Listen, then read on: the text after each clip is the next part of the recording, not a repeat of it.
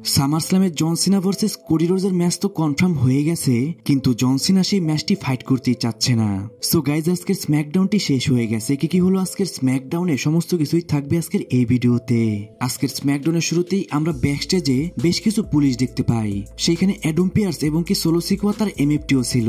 যে বিষয়টা দেখে একটা জিনিস বোঝা যাচ্ছিল, সেখানে কোনো একটা অ্যাক্সিডেন্ট হয়েছে, এই জন্য সেখানে বেশ কিছু পুলিশ ছিল। দেন সেখানে কোডি রোডস আসে। কোডি রোডসের হাতে অ্যাডাম পিয়ার্স আজকে যে কন্ট্রাক্ট সাইনিং সেগমেন্টটি হবে, সেই কন্ট্রাক্টটি অ্যাডাম পিয়ার্স কোডি রোডসকে দিয়ে দেয়। তারপর রাকেল ভার্সেস শার্লেট ফ্লেয়ারের মধ্যে একটা 1-on-1 ম্যাচ শুরু হয়ে যায়। ম্যাচের মধ্যে শার্লেট ফ্লেয়ারের পারফরমেন্স কিন্তু এক্সট্রা অর্ডিনারি ছিল। তার এই পারফরমেন্স দেখে বোঝাই যায় সে এমনিই কিন্তু 14 টাইম ওয়ার্ল্ড চ্যাম্পিয়ন হয়নি, সত্যি কিন্তু তার মধ্যে ট্যালেন্ট রয়েছে। যাই হোক, ম্যাচের মধ্যে যখনই Charlotte Flair sharp shooter hit করতে যায়, তখনই সেখানে রোকজিন পেরেস ইন্টারফেয়ার করে। শার্লেট ফ্লেয়ার রোকজিন পেরেসকে দেখে তাকে অ্যাটাক করে, আর অপর দিক থেকে অ্যালেক্সা ব্লেস রাকেলকে অ্যাটাক করে। তারপরে শার্লেট ফ্লেয়ার রাকেলকে একটা বিগ বুট হিট করে এবং কি সে রোল আপ পিন করে এই ম্যাচটার মধ্যে উইন করে যায়। আর গাইস, সামারস্ল্যামে কিন্তু Alexa Bliss, Charlotte Flair versus Roxanne Perez এবং রাকেলের মধ্যে ট্যাগ টিম ম্যাচ কনফার্ম করা হয়ে গেছে। তাই তাদের মধ্যে আমরা একটা ট্যাগ টিম চ্যাম্পিয়নশিপ ম্যাচ দেখতে পাবো সেখানে।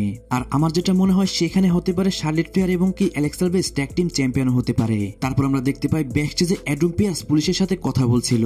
সেখানে পুলিশ অ্যাডাম পিয়ার্সকে বলে তারা জেকব ফাটোর সাথে কথা বলতে চায়। আর গাইস, এর মাধ্যমে আমরা জানতে পারি যে কোনো একটা সমস্যা তো জেকব ফাটোকে নিয়েই হয়েছে। আর গাইস, তারপরে অ্যাডাম পিয়ার্স এবং পুলিশের যে মেম্বাররা ছিল তারা জেকব ফাটোর সাথে দেখা করে। জেকব ফাটো সেই পুলিশদের দেখে অনেক বেশি রেগে যায়। সে পুলিশদেরকে গালাগালি করতে শুরু করে দেয়। তারপর অ্যাডাম পিয়ার্স জেকব ফাটোকে শান্ত হতে বলে এবং কি সে পুলিশদের সাথে তাকে যেতে বলে। আর গাইস, তারপর আমরা দেখতে পাই জেকব ফাটো সে পুলিশদের সাথে চলে যায়। তারপর কার্মেলো হেইজ ভার্সেস ড্যানিয়াম প্রিস্টের মধ্যে একটা 1-on-1 ম্যাচ শুরু হয়ে যায়। আর গাইস, অনেকদিন পরে কিন্তু এই ম্যাচের মধ্যেই কার্মেলো হেইজ আবারও রিটার্ন করলো। ম্যাচটিও শুরু হয়ে যায়, যেখানে ম্যাচটিও মোটামুটি ভালোই চলে। দুইজন সুপারস্টারই এখানে অনেক ভালো রেসলিং করে। কিন্তু ম্যাচের একটি মোমেন্টে ড্যানিয়াম প্রিস্ট কার্মেলো হেইজকে ওল্ড স্কুল পানিশমেন্ট হিট করতে যায়, যেটা কিনা একটা আন্ডারটেকারের মুভ বলে আমরা সবাই চিনি। তখনই আমরা দেখতে পাই যখন ড্যানিয়াম প্রিস্ট টপ রোপের ওপরে দাঁড়িয়েছিল, তখনই তার সামনে আসে অ্যালেক্সটার ব্ল্যাক। অ্যালেক্সটার ব্ল্যাক এসেই ড্যানিয়াম প্রিস্টকে অ্যাটাক করে। সে ড্যানিয়াম প্রিস্টকে একটা বুলজাই হিট করে এবং কি এইটা দেখে কার্মেলো হেইজ ভাবে সে এখানে থাকলে মনে হয় তাকেও এটা হিট করতে পারে। আর গাইস, এরপরে কিন্তু সেখান থেকে কার্মেলো হেইজ পালিয়ে যায়। এখন ড্যানিয়াম প্রিস্ট এবং অ্যালেক্সটার ব্ল্যাকের মধ্যে যেরকমটা আমরা দেখতে পাচ্ছি, হতে পারে সামারস্ল্যামে তাদের মধ্যে কোনো একটা 1-on-1 ম্যাচ হতে পারে। এটা এখনো কনফার্ম নয়, শুধু তাদের মধ্যে ঝামেলা দেখে আমার এটা মনে হচ্ছে। তারপর সোলো সিকোয়া তার এমএফটিকে নিয়ে রিং এর মধ্যে চলে আসে। সেখানে সোলো সিকোয়াকে দেখে সবাই কিন্তু রোমান রেইন্সের ওটিসি বলে চ্যান করছিল। আর গাইস, এটা দেখে কিন্তু সোলো সিকোয়া অনেক বেশি হতবাক ছিল। আমার মনে হয় সে মনে মনে ভাবছিল এখনো কেন ওটিসি বলে তার সামনে চ্যান করা হচ্ছে। তার সাথে তো রোমান রেইন্সের ফিউড অনেক আগেই শেষ হয়ে গেছে। যাই হোক, এরপর সোলো সিকোয়া বলে, আজকে তোমরা সবাই বুঝতে পারবে জেকব ফাটোকে। আমার গাইডেন্স ছাড়া জেকব ফাটো কিছুই নয়। সে কাউকে কেয়ার করে না। আমি তাকে এখানে এনেছি এবং কি তাকে সাকসেসফুল বানিয়েছি। আমি তাকে চ্যাম্পিয়ন বানিয়েছি এবং কি আমি তার পকেটে টাকা দিয়েছি। কিন্তু এত কিছুর পরও সে আমার সাথে বিট্রেল করেছে, কারণ একজন ক্রিমিনাল সবসময় একজন ক্রিমিনালই থাকে। তখনই আমরা দেখতে পাই ব্যাকস্টেজে একটা পুলিশের গাড়ি আসে এবং সেখান থেকে জেকব ফাটো নামে। জেকব ফাটোর সাথে জিমি উসো দেখা করে এবং তারপরে পুলিশ সদস্যরা জেকব ফাটোকে বলে তুমি একদমই ইনোসেন্ট, তাই তুমি তোমার কাজে যাও। তারপর আমরা দেখতে পাই জেকব ফাটো এন্ট্রেন্স করে, আর অপর পাশ থেকে পিছন দিয়ে জিমি উসো অ্যাটাক করে দেয় এমএফটির উপর। সেখানে জিমি উসো এবং জেকব ফাটো দুজন মিলে তো সেখানে সবাইকে ডিস্ট্রয় করে দেয়, কিন্তু সেখানে থেকে যায় টালাটোঙ্গা। টালাটোঙ্গা একজন জায়েন্ট, তাকে কিন্তু বিট করতে এখানে জেকব ফাটো এবং জিমি উসোর অনেক বেশি কষ্ট হয়ে যায়। তারপরও সেখানে অনেক কষ্টে জিমি উসো এবং জেকব ফাটো সেখানে বিট করতে সক্ষম হয় টালাটোঙ্গাকে। তারপর জিমি উসো সোলো সিকোয়াকে ধরে নিয়ে আসে রিং এর মধ্যে। তখনই জেকব ফাটো সোলো সিকোয়াকে অ্যাটাক করে। দেন সেখান থেকে সোলো সিকোয়া পালিয়ে যায়, আর রিং এর মধ্যে থাকে জেসি এবং টঙ্গালোয়া। লাস্টে জেকব ফাটো জেসিকে তার ফিনিশার হিট করে এবং জিমি উসো টালাটোঙ্গাকে তার ফিনিশার হিট করে। তখনই সেখানে অ্যাডাম পিয়ার্স চলে আসে। সে এসেই বলে সামারস্ল্যামে জেকব ফাটো ভার্সেস সোলো সিকোয়ার মধ্যে ইউনাইটেড স্টেটস চ্যাম্পিয়নশিপ ম্যাচ হবে। কিন্তু যেহেতু সোলো সিকোয়া জেকব ফাটোকে জেলে দিতে চেয়েছিল, তাই এই ম্যাচটা হবে স্টিল কেজ ম্যাচ। এটাই হচ্ছে সোলো সিকোয়ার জন্য পানিশমেন্ট। আর গাইস, এইখান থেকে আমরা জানতে পারি সোলো সিকোয়া হয়তো কোনো মিথ্যা রিপোর্ট করেছিল জেকব ফাটোর নামে। দেন সেখানে কিছু পুলিশ অফিসার চলে আসে এবং কি তারা সোলো সিকোয়াকে অ্যারেস্ট করে সেখান থেকে নিয়ে যায়। এখন এখানে কিন্তু জেকব ফাটোর পার্সোনাল লাইফ পর্যন্ত টেনে আনা হয়েছে। জেকব ফাটো কিন্তু একজন রেসলার হওয়ার আগে সে একজন ক্রিমিনাল ছিল। আজকের প্রমোতে কিন্তু সেই কথাটাও এখানে ইউজ করা হয়েছে। গাইস, এই বিষয়টা আপনার কাছে কেমন লাগছে অবশ্যই কমেন্টে জানাবেন। তারপর আমরা দেখতে পাই জেরি রোলার একটা শো এর মধ্যে র্যান্ডি অর্টন সেখানে গেস্ট হিসেবে গিয়েছে। কিন্তু সেখানে র্যান্ডি অর্টন যখন ইন্টারভিউ দিচ্ছিল, সেখানে ইন্টারফেয়ার করতে চলে আসে ড্রু ম্যাকইন্টায়ার। তারপর ড্রু ম্যাকইন্টায়ার এবং র্যান্ডি অর্টনের মধ্যে একটা ধাক্কাধাক্কি হয় এবং কি তারা সেখান থেকে চলে যায়। তারপর জেরির সামনে আসে লোগেন পল। লাস্টে জেরি একটা লোগেন লোগান পলকে কোক স্ল্যাম হিট করে টেবিলের ওপর। আজকের স্ম্যাকডাউনে তারা কেউই তো ছিল না, এই শোটা কিন্তু আরো 2-3 দিন আগেই হয়ে গিয়েছে, এটা জাস্ট এখানে শুধু দেখানো হয়েছে। দেন আমাদের দেখানো হয় নেক্সট উইক এই 4 জনে কিন্তু স্ম্যাকডাউনে থাকবে, হতে পারে নেক্সট উইক এই 4 জনের মধ্যে আমরা কোনো অ্যাটাকও দেখতে পারি। তারপর স্টেফেনি বেকর ভার্সেস চেলসি গ্রিনের টিমের একজন মেম্বারের সাথে একটা 1-on-1 ম্যাচ শুরু হয়ে যায়। আর গাইস এই সুপারস্টারটির নাম আমার এখন বর্তমানে মনে আসছে না, যেই জানেন অবশ্যই কমেন্টে জানিয়ে দিবেন। যাই হোক, ম্যাচটি একটা নর্মাল ম্যাচ হয়, যে ম্যাচটা খুব সহজেই এখানে স্টেফেনি বেকর উইন করে যায়। ম্যাচ শেষে স্টেফেনি বেকরকে অ্যাটাক করে পেপার নেবেন, দেন স্টেফেনি বেকর পেপার নেবেনকেও সেখানে অনেক সহজেই ডিস্ট্রয় করে দেয়। তারপর ট্যাগ টিম চ্যাম্পিয়নশিপ ম্যাচের জন্য একটা নাম্বার 1 কন্টেন্ডার ম্যাচ শুরু হয়ে যায়। আর গাইস এই ম্যাচটা ছিল কিন্তু ফ্যাটাল 4-ওয়ে ম্যাচ। এই ম্যাচটার মধ্যে যেই জিতবে সেই কিন্তু ট্যাগ টিম চ্যাম্পিয়নশিপ ম্যাচের জন্য ফাইট করতে পারবে। আর এখানে কম্পিট করে Fraxiom versus DIY versus motor city machine gun versus Andrade এবং রে ফিনিক্স।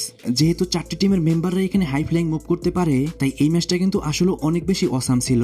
ম্যাচের একটি মোমেন্টও পাবেন না যেখানে আপনি এই ম্যাচটা দেখে বোরিং হতে পারেন, কিন্তু সময়ের কারণে এই ম্যাচটা অনেক বেশি ছোট হয়েছে। যদি এই ম্যাচটা আরো বেশি বড় করা হতো তাহলে ম্যাচটা কিন্তু আসলে আরো বেশি ভালো হতো।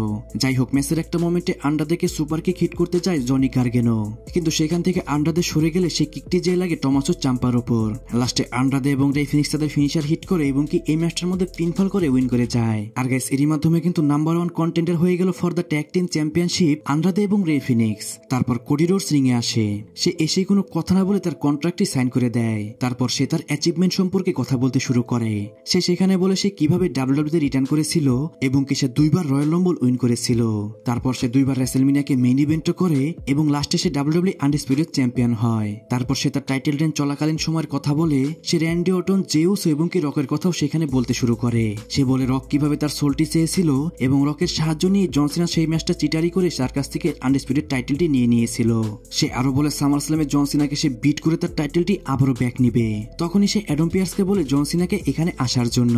অ্যাডম পিয়ার্সও অ্যানাউন্স করে জন সিনাকে রিংয়ে আসার জন্য। তারপরে আমরা দেখতে পাই সেখানে চলে আসে জন সিনা। আজকে জন সিনা এখানে এসেছিল কোনো হিল হয়ে নয়, আজকে জন সিনার ক্যারেক্টার কিন্তু পুরোই আলাদা ছিল। জন সিনা সেখানে এসেই বলে তোমাদের জন্য আমার কাছে একটা ব্যাড নিউজ রয়েছে, আমি সামার স্ল্যামে ফাইট করতে পারবো না, কারণ আমার নেটফ্লিক্সে একটা মুভি রয়েছে যেখানে আমার কাজ করতে হবে, তাই আমি সামার স্ল্যামে কোনো ফিজিক্যাল ফাইট করতে পারবো না। কোডি রোডস, আমি জানি তুমি নাম্বার 1 কন্টেন্ডার হয়ে এটি আর্ন করেছো, আমি তোমাকে চান্স দিব, কিন্তু এটা হবে সামার স্ল্যামে নয়, এটা হতে পারে প্যারিসে, ক্লাস অফ প্যারিসে। আমি জানি তোমরা সবাই অনেক বেশি আপসেট, কিন্তু এখানে আমার কিছু করার নেই। আমি জানি এটা অনেক টাফ ডিসিশন, কিন্তু এটাই হবে বেস্ট ফর বিজনেস। এইটা আমার ফেয়ারওয়েল ট্যুর, এখানে ফাইট না করতে পারলে সব থেকে বেশি ক্ষতি হবে আমারই, কিন্তু তারপরও যেহেতু তোমরা এটা বুঝতে পেরেছো তাই তোমাদেরকে আমি ধন্যবাদ জানাচ্ছি। আর গাইস এখানে কিন্তু জন সিনার ক্যারেক্টার কিন্তু পুরো আলাদা হয়ে গেছে। আগে সে অডিয়েন্সের গালাগালি করতো, আর আজকে সে অডিয়েন্সদেরই কিন্তু থ্যাংক ইউ বললো। লাস্টে জন সিনা আবার বলে এখানে আমার কিছু করার নেই, আর লাস্টে সে গুড নাইট বলে সেখান থেকে চলে যেতে থাকে। কিন্তু তখনই কোডি রোডস অনেক বেশি রেগে যায়, সে দৌড়ে যে জন সিনাকে ধরে নিয়ে আসে। সে জন সিনাকে মারতে থাকে। জন সিনাও একসময় ফাইট ব্যাক করে, সে কোডি রোডসকে ভালোই মারছিল, কিন্তু জন সিনা আবারও সেই টাইটেল নিয়ে আসে কোডি রোডসকে মারার জন্য। বাট এইবার কোডি রোডস রেডি ছিল, সে জন সিনার টাইটেলটি ধরে সে টাইটেল দিয়ে জন সিনাকে অ্যাটাক করে। এরপর কোডি রোডস জন সিনাকে টেবিলের উপর শুয়ে উপর থেকে একটা স্প্ল্যাশ হিট করে, আর জন সিনাকে দিয়ে জোর করে সে কন্ট্রাক্টটি সাইন করিয়ে নেয়। লাস্টে কোডি রোডস বলে এই ম্যাচটা তো আমাদের মধ্যে সামার স্ল্যামে হবেই, কিন্তু এটা কোনো নর্মাল ম্যাচ হবে না, এই ম্যাচটা হবে স্ট্রিট ফাইট ম্যাচ। গাইস এর মানে হলো এই ম্যাচটার মধ্যে কিন্তু সবকিছুই অ্যালাউ থাকবে। এরকম ম্যাচকেই আগে বলা হতো এক্সট্রিম রুল ম্যাচ, সেই এক্সট্রিম রুলটাকে নামটাকে চেঞ্জ করে কিন্তু এখন স্ট্রিট ফাইট ম্যাচ করা হয়েছে। কিন্তু গাইস আমার কাছে সব থেকে বেশি খারাপ লেগেছে এবারে সামার স্ল্যামের ম্যাচ কার্ড দেখে। সেরকম কিন্তু আমরা এখন পর্যন্ত ভালো ম্যাচ দেখতেই পাচ্ছি না। একটা ভালো ম্যাচ কনফার্ম হয়েছে, সেটা হলো গুন্থার এবং সিএম পাঙ্কের মধ্যে ওয়ার্ল্ড হেভিওয়েট চ্যাম্পিয়নশিপ ম্যাচ। এছাড়া কিন্তু ওইরকম আমার কাছে কোনো ম্যাচ চোখে পড়ছে না, কারণ জন সিনা এবং কোডি রোডসের ম্যাচটা হতে পারে নাইট টুতে হবে। এই ম্যাচটার মধ্যে আমার মনে হয় না সেরকম কিছু হতে পারে। এই ম্যাচটার মধ্যে জন সিনা টাইটেল লুজও করতে পারে এবং কি এই ম্যাচটার মধ্যে জন সিনা টাইটেল ডিফেন্সও করতে পারে, যেটার কিনা 50-50 চান্স রয়েছে। আর গাইস আজকের স্ম্যাকডাউনে কিন্তু রোমান রেইন্স ছিল না, রোমান রেইন্সকে কিন্তু আপনারা সবসময় মানডে নাইট রতেই দেখতে পারবেন। আর এরই মাধ্যমে কিন্তু আজকের স্ম্যাকডাউনটিও শেষ হয়ে যায়। গাইস আজকের স্ম্যাকডাউনটি আপনার কাছে কেমন লেগেছে অবশ্যই কমেন্টে জানাবেন। আর আমি সবার কাছ থেকে সরি বলে নিচ্ছি, কারণ আমার পিসিতে একটু সমস্যা হওয়ার কারণে ভিডিও এডিটিং একটু সমস্যা হচ্ছে, তাই হতে পারে ভিডিও এডিটিং এর কোয়ালিটিও একটু খারাপ হতে পারে। গাইস আগামী সপ্তাহের মধ্যে আমি একটা ফিক্স করে ফেলবো, তাই এই পর্যন্ত সবাই ভিডিও একটু কষ্ট করেই দেখুন। সো গাইস আজকের ভিডিও এই পর্যন্ত। রেসলিং সম্পর্কে সমস্ত নিউজ এবং আপডেট জানার জন্য চ্যানেলটিকে সাবস্ক্রাইব করবেন।